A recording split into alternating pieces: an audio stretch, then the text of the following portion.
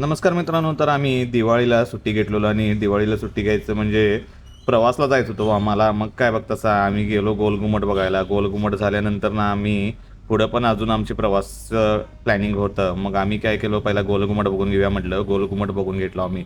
7 मजली सगळेजण मिळून चढलो. 7 मजली चढल्यावर पोरगी पण आलती, 2-3 पायऱ्या चढली. नंतर तिला मजा वाटली, म्हणताना भरपूर खेळाली. नंतर इकडे तिकडे बघून गार्डनकडे जाऊया म्हणत होती. मग आम्ही म्हटलं थांब थोडा वेळ, आपण जाऊया.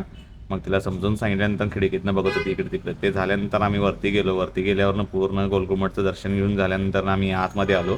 आतमध्ये आल्यावरनं अजून पण 7 वेळा आवाज येतो या गोलघुमटमध्ये.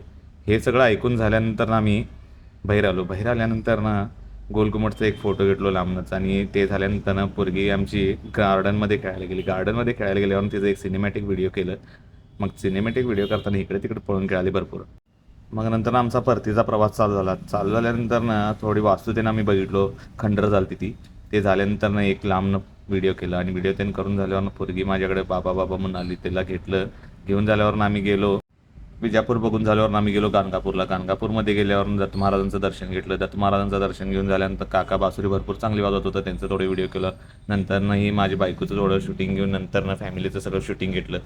आणि त्याच्यानंतर आम्हाला जायचं होतं स्वामी समर्थांच्या मठाला.